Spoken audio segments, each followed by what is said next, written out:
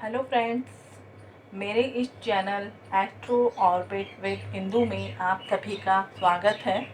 दोस्तों, आज हम बात करने वाले हैं थर्ड हाउस पर।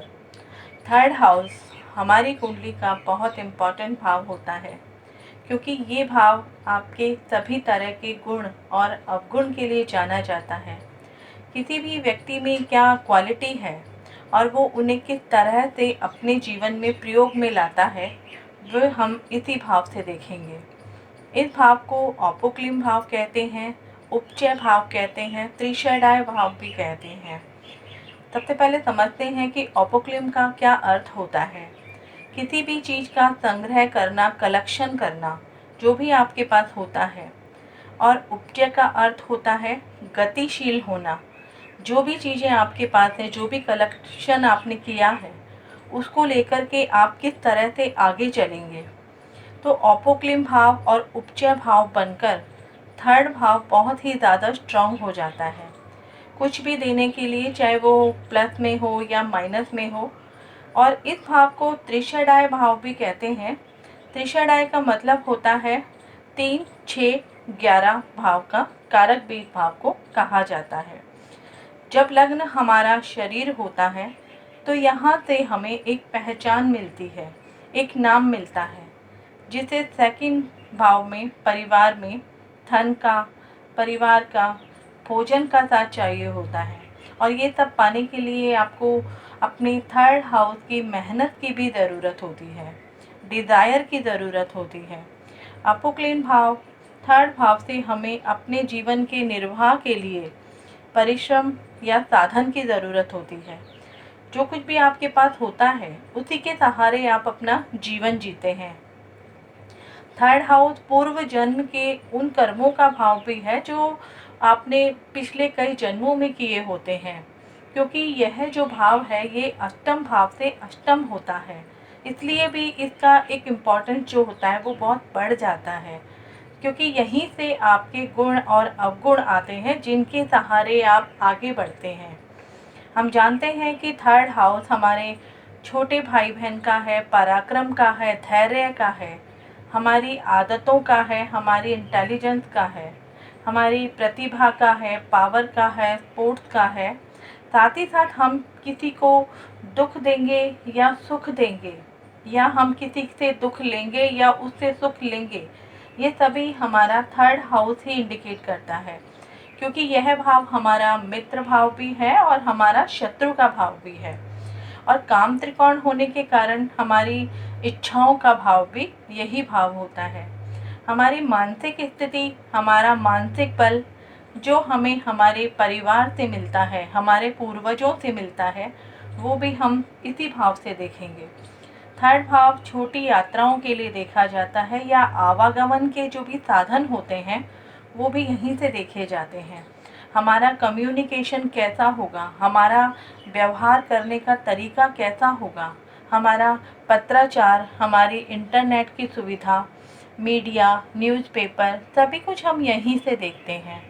हमारा नेबर कैसा होगा, हमारा इंटरेस्ट, हमारी लेखन शैली कैसी होगी, पब्लिशिंग कैसी है, हमारा जो इंफॉर्मेशन टेक्नोलॉजी है, हमारी जितनी भी आर्ट्स है, हमारा इंटेलेक्चुअल जो स्किल है, वो सभी हम थर्ड हाउस से देखते हैं।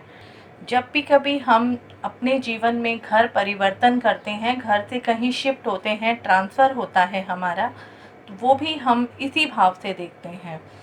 जब ये भाव एक्टिव होता है तो इसके साथ साथ फोर्थ हाउस और 12th हाउस का एक्टिव होना भी ज़रूरी है, जब भी कहीं घर शिफ्ट होने की बात होती है। तो जब कभी थर्ड हाउस का संबंध किसी भी त्रिकोण के स्वामी से या भाव से बनता है, तो ऐसे व्यक्ति उसी के माध्यम से अपनी इनकम भी करते हैं। ये भाव आपके माता पिता से संबंधित चीज़ों के लिए भी देखा जाता है। उनके स्वास्थ्य से संबंधित जितनी भी बातें होंगी, वो सभी हम यहीं से देख सकते हैं। इसके अलावा हमारी संतान की जो भी आय होती है, जो भी इनकम होती है, वो भी थर्ड हाउस से ही देखी जाती है, क्योंकि थर्ड हाउस पंचम भाव से 11वां भाव होता है। यहाँ हम अपने छोटे भाई बहनों का स्वास्थ्य देख सकते हैं, उनका स्टेटस देख सकते हैं, या उनकी जो पर्सनालिटी होती है वो भी हम थर्ड हाउस से ही देखेंगे। जब हम मेडिकल एस्ट्रोलॉजी की बात करते हैं तो थर्ड भाव हमारे गले को, हमारे शोल्डर को, हमारे हैंड को, ईयर को शो करता है। यह भाव औषधियों का भाव भी होता है। नर्व से रिलेटेड जो भी प्रॉब्लम्स हमारे शरीर में होती है वो हम सभी यहीं से देखते हैं। हमारे स्पीच से रिलेटेड, हमारे गले से रिलेटेड जितनी भी समस्याएं होंगी वो हम थर्ड हाउस से इजीली देख सकते हैं। थर्ड हाउस में पाप ग्रह को अच्छा माना जाता है, हम सभी लोग इस बात को जानते भी हैं। लेकिन जब मंगल, राहु, केतु का संबंध थर्ड भाव से या किसी भी पाप प्रभाव हमारे थर्ड हाउस से किसी भी तरह से बन जाता है तो व्यक्ति को कानों से संबंधित रोग भी दे सकता है या फिर थायराइड की प्रॉब्लम भी दे सकता है, स्पॉन्डिलाइटिस, सर्वाइकल की प्रॉब्लम दे सकता है। साथ ही साथ ये जो भाव है ये अपर चेस्ट का, लंग का, कॉलर बोन का और हमारा जो ब्रीथिंग कैनल है उसको भी शो करता है।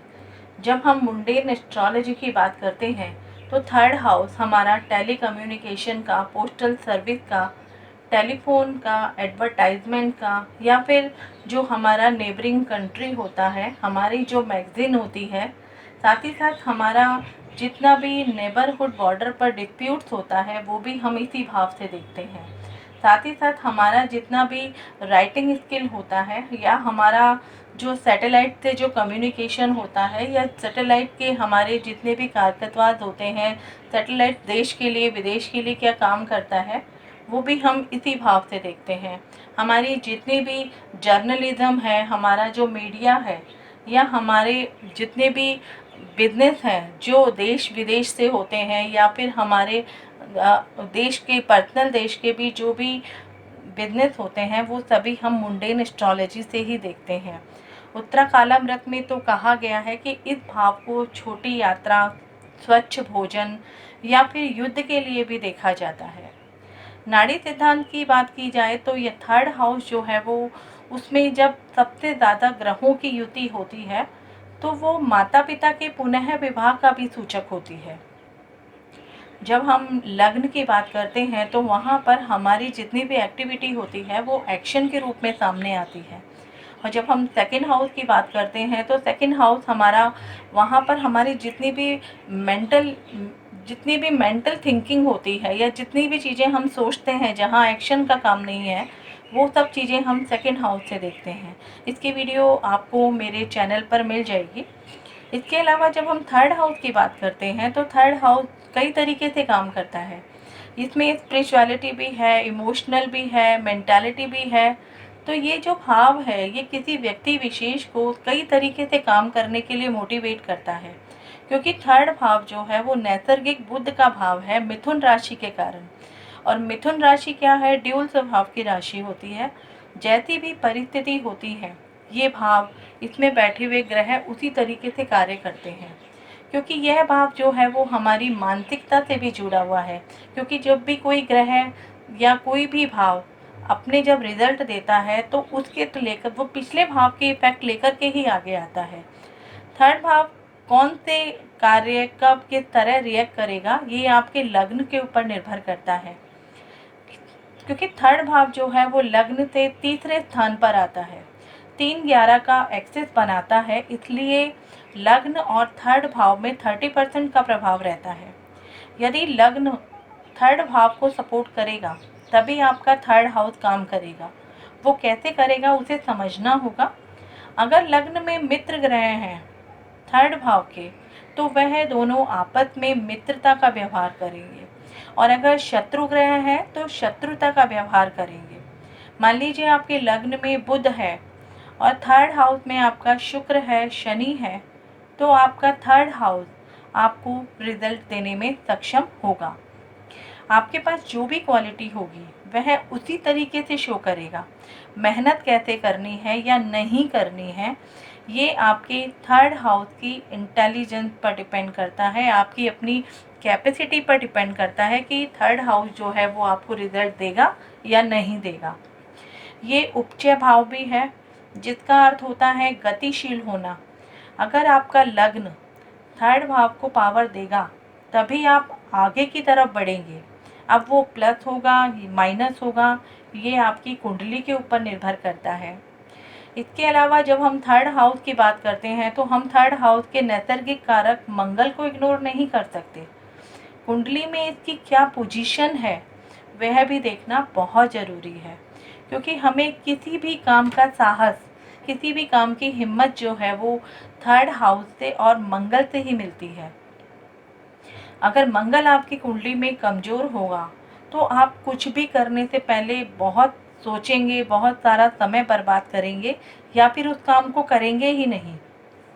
यदि थर्ड भाव में कोई ग्रह किसी खास स्थिति में बैठा है, खास स्थिति का मतलब होता है यदि कोई ग्रह एग्जॉल्टेड बैठा है, डेबिलिटेटेड बैठा है या फिर अपने मूल त्रिकोण राशि में बैठा हुआ है, तो ये जो भाव है, ये जो ग्रह है, ये आपको कुछ स्पेशल योग बनाने में मदद करेंगे।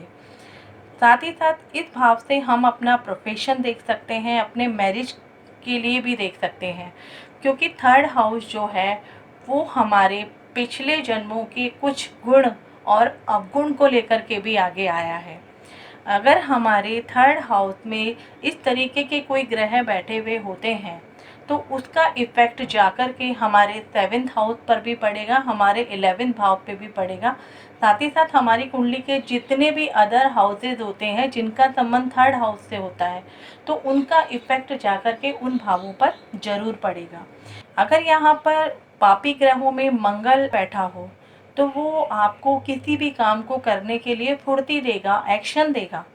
लेकिन अगर थर्ड हाउस में शनि बैठा हो तो वो आपको काम तो ज़रूर कराएगा, आपको उस काम को करने के लिए डेडिकेशन भी देगा, लेकिन यहाँ बैठा हुआ शनि आपको आलसी बना देगा। आपके काम होंगे तो सही लेकिन थोड़ा डिले होंगे। तो बहुत सारे पॉइंट्स हैं थर्ड हाउस से रिलेटेड जो सभी एक वीडियो में कवर करना थोड़ा मुश्किल हो जाता है।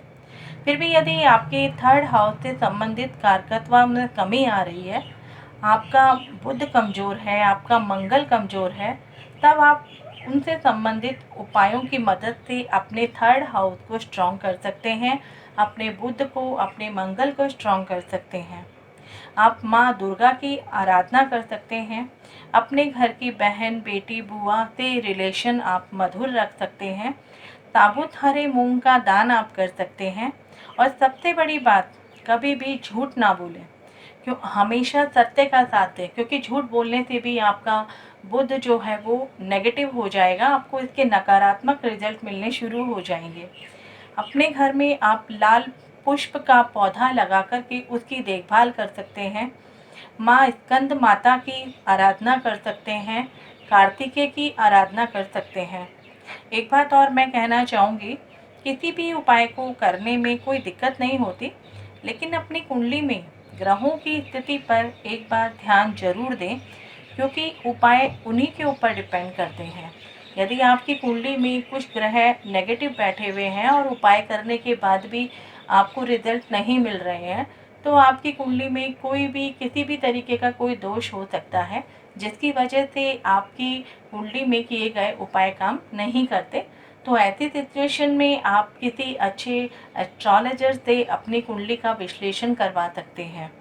मिलते हैं अगली वीडियो में, तब तक आप अपना ध्यान रखें, स्वस्थ रहें, stay healthy, stay blessed. Thank you.